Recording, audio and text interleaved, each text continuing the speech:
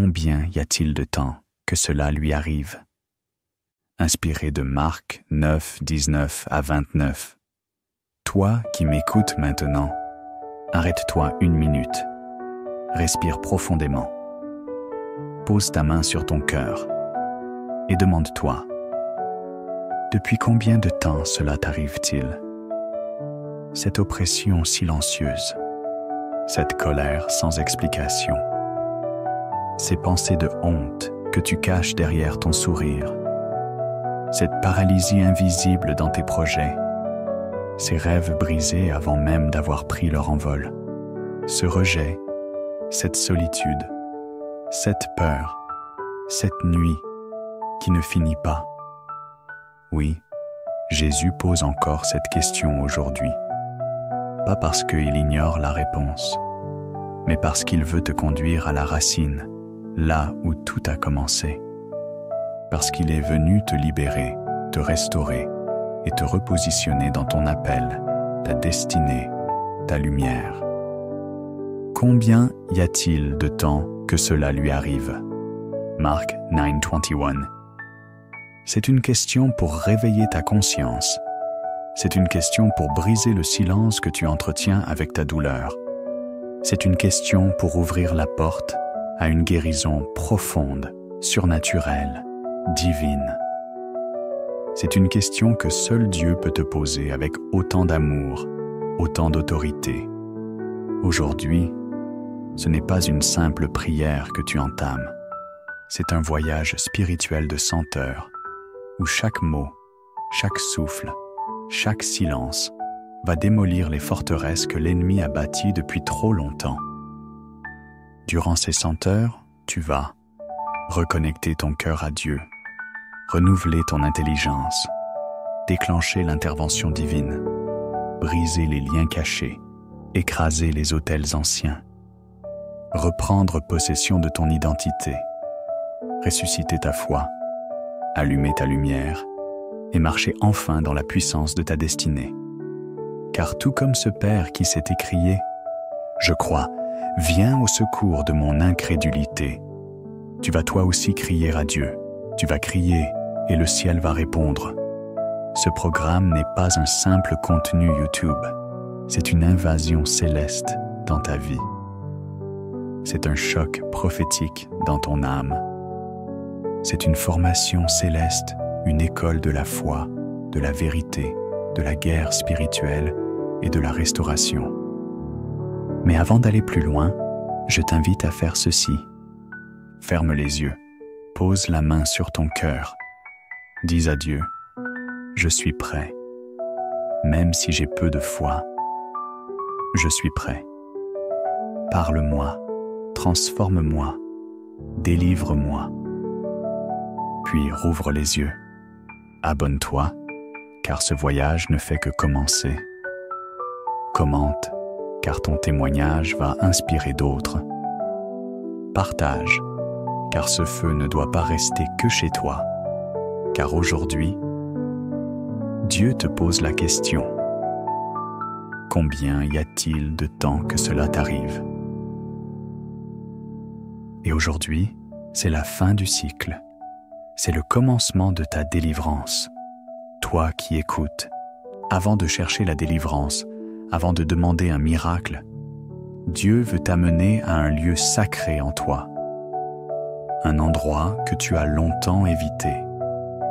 Le lieu de la vérité nue. Celle que tu caches aux autres. Celle que même toi, tu as ensevelie sous les années, les blessures, les silences. Mais aujourd'hui, le ciel a décidé de te poser cette question. Depuis combien de temps cela dure? Pas pour te juger, mais pour révéler ce que tu as normalisé, pour déterrer ce que l'ennemi a enterré sous l'habitude, pour exposer les racines invisibles de ta douleur visible. Dans Marc 9, un père s'approche de Jésus. Son fils est possédé depuis l'enfance. Il souffre, il tombe, il se blesse, il se jette dans le feu. Et personne n'a pu le délivrer, même pas les disciples. Alors Jésus pose cette question que seul un médecin de l'âme ose poser. Depuis combien de temps cela lui arrive? La réponse est bouleversante. Depuis son enfance. Et toi? Depuis quand souffres-tu? Depuis l'enfance aussi? Depuis l'adolescence? Depuis ce jour où ils t'ont trahi? Depuis ce rêve abandonné? Ce père absent? Cette parole malédiction prononcée sur toi? Ce rejet familial? Cette perte brutale? Depuis ce silence de Dieu qui a duré trop longtemps? Depuis ce péché caché que tu n'as jamais osé confesser? Tu vois, il est impossible d'être réellement guéri de ce qu'on ne reconnaît pas. Il est impossible de briser un cycle que l'on considère comme normal. Alors aujourd'hui, le Seigneur t'invite à mettre des mots sur ce qui t'écrase en silence. Car le nom que tu donnes à ta souffrance détermine l'onction qui va venir la briser. Père éternel, aujourd'hui, je ne veux plus me cacher. Je ne veux plus faire semblant d'aller bien. Je reconnais qu'il y a des choses anciennes dans ma vie, des douleurs profondes, des poids que je porte depuis trop longtemps, et je n'ai jamais osé te les donner réellement. Je viens à toi sans masque, sans maquillage spirituel. Je viens nu, brisé, conscient, prêt à être restauré. Pose ta lumière dans mes souvenirs. Viens visiter ma mémoire. Éclaire chaque coin sombre de mon passé. Prends une feuille ou ton téléphone et écris chaque chose ancienne qui t'a blessé, que tu ressens comme une racine de souffrance. Ne juge pas ce que tu écris. Ne filtre rien. Ce n'est pas pour les autres. C'est pour ton autel personnel. Ensuite, soulève cette feuille vers le ciel et dis « Voici, Seigneur, ce que j'ai porté trop longtemps. Aujourd'hui, je te le rends. Ce que j'ai gardé dans l'ombre, Dieu l'éclaire aujourd'hui. Ce que j'ai enterré, Dieu le ressuscite. Ce que j'ai subi, Dieu va l'utiliser. Ce que j'ai porté, Dieu le brise maintenant, au nom de Jésus. Prends ton temps, médite. Répète lentement 7 fois. Pose-toi ces questions, sérieusement. Quelle est la première blessure dont je me souvienne? Quel schéma se répète dans ma vie? Échec, perte, trahison. Quelle parole négative ai-je acceptée comme vraie sur moi-même? Depuis quand ai-je cessé de croire vraiment? Ai-je mis un couvercle sur ma douleur au lieu d'une onction de guérison? Lis ou écoute ces versets en méditation profonde. Il guérit ceux qui ont le cœur brisé et il pense leurs blessures. Psaume 147, verset 3. Avant que je t'ai formé dans le ventre de ta mère, je te connaissais. Jérémie 1 chapitre 5. Les choses anciennes sont passées. Voici, toutes choses sont devenues nouvelles. 2 Corinthiens 5, 17. Ne prie pas. Ne parle pas. Juste écoute Dieu. Laisse-le te parler. Il va faire remonter des souvenirs. Il ne le fait pas pour t'accuser, mais pour t'arracher définitivement à ce passé qui te poursuit. Froisse ou déchire ce que tu as écrit. Si tu peux, mets-le dans une boîte ou enterre-le symboliquement dans un pot de terre. Dis à voix haute. Ce que j'ai écrit est enterré dans la tombe. Ma vie ne dépend plus de cela. Le sang de Jésus parle plus fort. Père, je suis fatigué de vivre avec des blessures sans nom. Aujourd'hui, j'ai décidé de t'inviter dans l'origine du problème. Tu ne répares pas juste la surface, tu vas à la racine.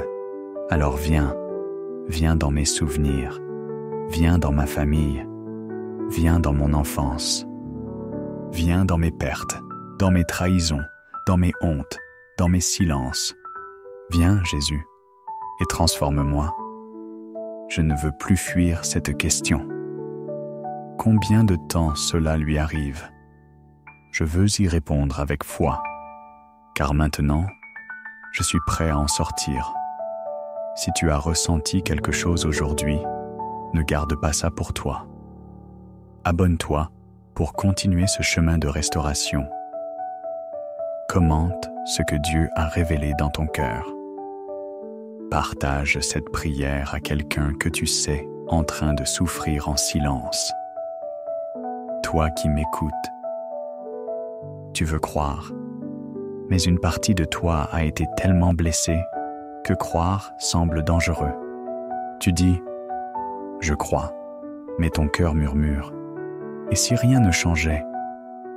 Le père du jeune garçon possédé a vécu ce conflit intérieur. Devant Jésus, il a crié « Je crois, viens au secours de mon incrédulité ». C'est un cri d'humilité. C'est le cri de celui qui a été déçu et qui espère encore. C'est le cri de celui qui a prié sans réponse, mais qui ose une dernière prière. Il n'existe pas de foi parfaite, mais il existe une foi sincère. La foi qui reconnaît ses faiblesses attire le secours de Dieu. La foi qui ose se présenter avec ses fissures déclenche l'intervention céleste. Ce n'est pas la quantité de foi qui attire Dieu, c'est la vérité de ta foi.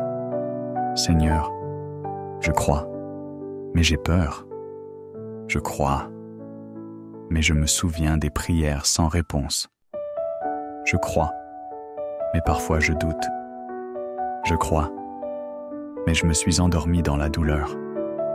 Je crois, mais je suis fatigué de croire seul. Aujourd'hui, je ne te cache rien. Je te donne mon cœur tel qu'il est.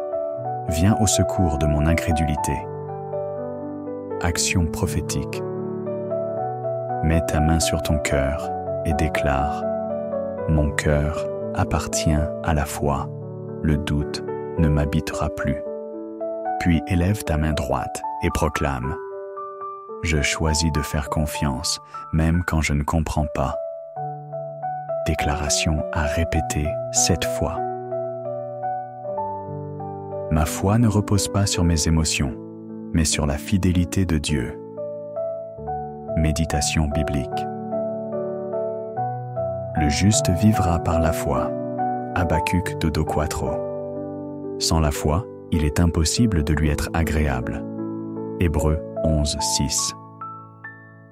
Interpellation. Depuis quand ta foi a-t-elle commencé à faiblir? As-tu assimilé le silence de Dieu à un abandon? As-tu plus confiance en ce que tu vois qu'en ce que Dieu a dit? Ferme les yeux, respire lentement.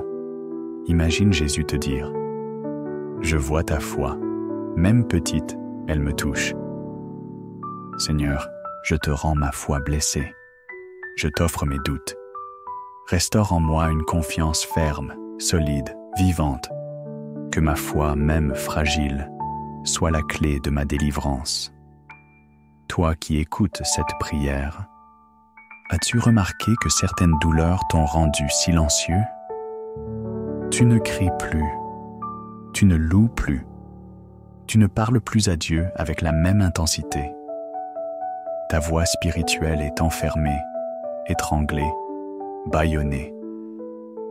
Mais Jésus, aujourd'hui, se tient devant toi comme dans Marc 9, et l'esprit impur tremble, car la vraie voix, la vraie foi vont être restaurées.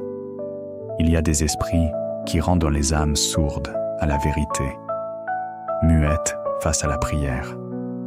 Ils empêchent la parole vivante de sortir, de se libérer, de guérir. Ils veulent étouffer les cris de délivrance, bloquer les chants de victoire, geler les prières prophétiques. Mais Jésus n'a jamais laissé l'esprit sourd et muet dominer. Il a parlé avec autorité et dit « Sors de cet enfant et n'y rentre plus. » Aujourd'hui, ce même ordre va être relâché dans ta vie. Seigneur Jésus, tu es celui qui fait parler les muets, qui ouvre les oreilles des sourds. Et aujourd'hui, je t'ouvre mon âme. Toute forme de silence spirituel, toute voix intérieure bâillonnée, tout esprit qui a bloqué ma prière, ma louange, ma proclamation, soit brisé maintenant, au nom de Jésus.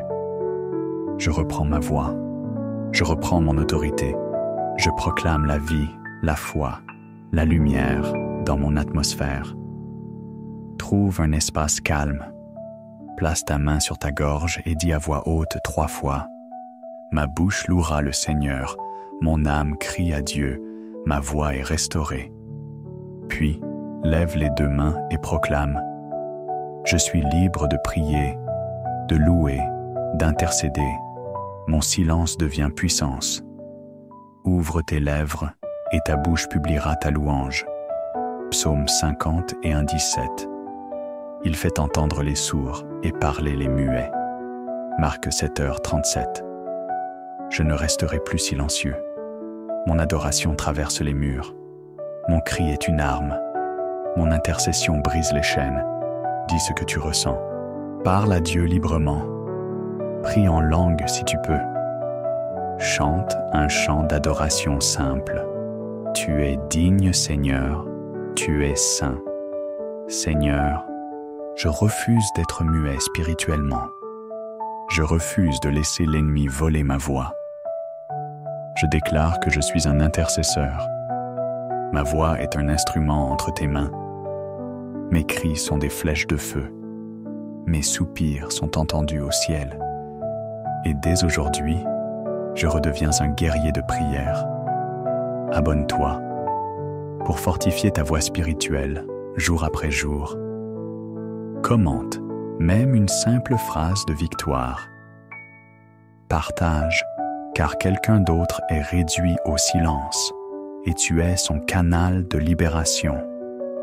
Déclare, ma voix est revenue et avec elle, ma destinée s'élève. Toi qui m'écoutes, il y a des combats dans ta vie que tu n'as pas compris, des situations qui résistent malgré tes prières, des chaînes qui ne tombent pas malgré ton engagement, des oppressions qui semblent indestructibles, même après des années d'efforts. Tu te demandes pourquoi, et Jésus te répond aujourd'hui. Ce genre ne sort que par la prière et par le jeûne. Certains combats ne peuvent être gagnés avec des armes naturelles. Ils demandent une posture spirituelle radicale, un niveau supérieur de concentration divine, un alignement total avec Dieu. C'est le moment pour toi de monter en intensité, de refuser la superficialité et de libérer la puissance que Dieu t'a confiée. Enseignement spirituel. La prière est une clé. Le jeûne est un levier. Ensemble, ils forment une dynamite céleste. Ils ne sont pas des rituels. Ils sont des armes spirituelles puissantes pour éteindre les flèches de l'ennemi, briser les murs invisibles, ramener la clarté spirituelle, ouvrir les cieux fermés, démasquer les esprits cachés. Quand tu pries et jeûnes avec foi, les chaînes se brisent, même si tu ne les vois pas encore tomber. Prière immersive. Seigneur Tout-Puissant, enseigne-moi la profondeur de la prière. Donne-moi la soif du jeûne véritable.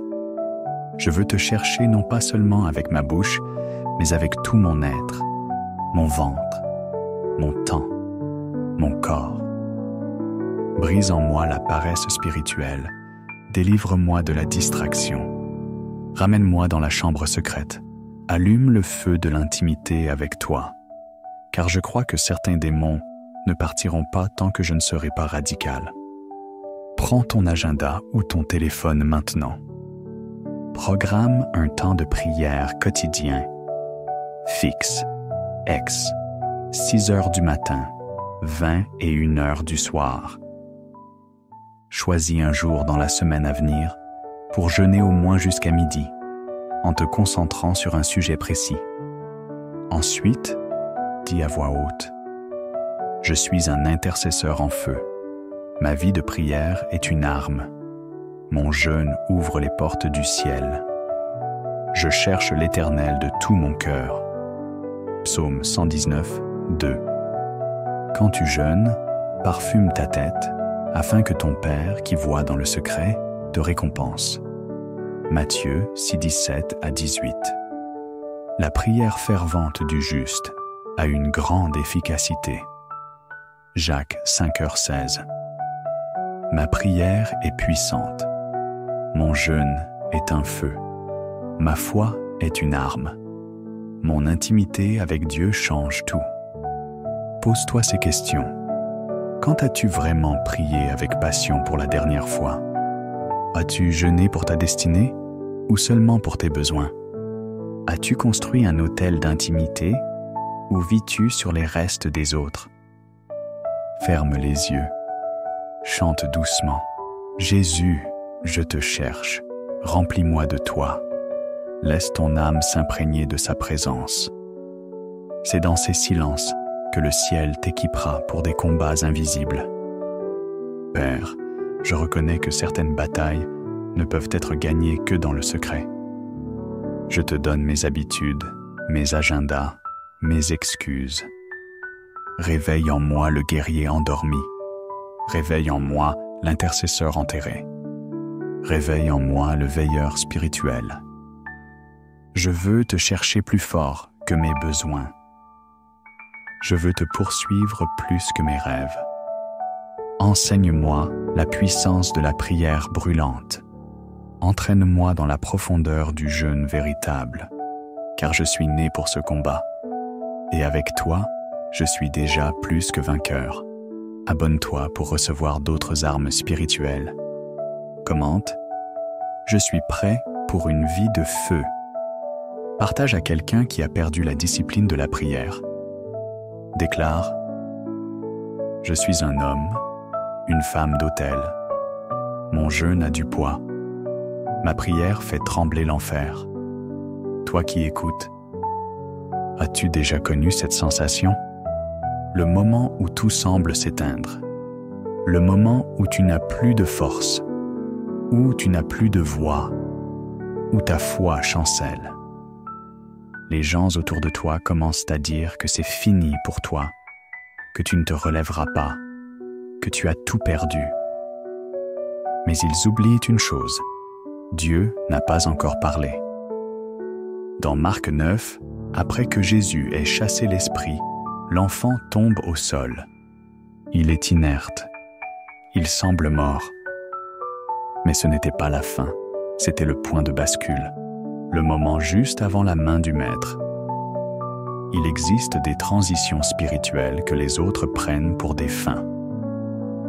Mais en réalité, ce sont des morts symboliques, des passages nécessaires vers une vie plus forte, plus ancrée, plus glorieuse.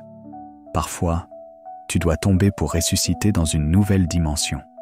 Il faut que certaines choses en toi meurent. Ton orgueil, ta peur, ton besoin de contrôle, tes attachements malsains, ton ancienne façon de penser. Ce n'est pas une défaite. C'est une mise à mort sacrée, permise pour t'amener vers une restauration céleste. Seigneur, je suis tombé, et je n'ai pas honte de l'admettre. Je suis tombé dans le doute, dans la fatigue, dans le péché peut-être. Mais aujourd'hui, je choisis de ne plus rester au sol. Je tends ma main vers toi. Saisis-moi. Ressuscite ce qui était mort en moi. Ranime ce que j'avais abandonné. Même si les gens ont dit « Il est fini », toi, Jésus, tu dis encore « Lève-toi ». Si tu peux, mets-toi physiquement à genoux ou allongé au sol, symbolisant la mort spirituelle passée. Puis relève-toi d'un seul mouvement et déclare « Je me relève par la puissance de résurrection. Je me lève pour marcher dans ma destinée. » Fais-le avec foi, comme si le ciel lui-même te tenait la main. Le juste tombe 7 fois, mais il se relève. Proverbe 24:16. Jésus le saisit par la main et le fit lever, et il se tint debout. Marc 9:27. Si l'esprit de celui qui a ressuscité Jésus habite en vous, il donnera aussi la vie à vos corps mortels. Romains 8:11. Ce n'est pas ma fin, c'est mon relèvement. Mon Dieu est le Dieu des secondes chances. Ma vie redémarre aujourd'hui. Ferme les yeux. Respire. Imagine la main de Jésus te saisissant par la main. Imagine-toi en train de marcher, là où tu étais tombé hier. Père, merci de ne pas m'avoir abandonné au sol. Merci parce que ma chute n'a jamais été finale à tes yeux. Je me lève maintenant, pas par ma force, mais par ton onction.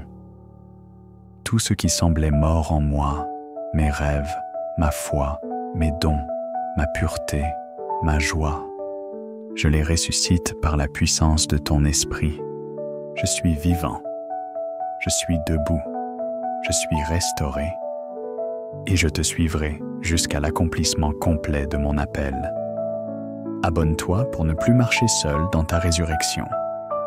Commente cette phrase de foi « Je suis relevé ». Partage à une personne qui vit une saison d'échec. Déclare « Je suis tombé, mais la main de Dieu m'a relevé, et je ne retomberai plus jamais au même endroit. » Toi qui écoutes cette prière, il y a des situations dans ta vie que personne n'a pu relever. Des hommes ont essayé, les médecins ont tenté, les pasteurs ont prié.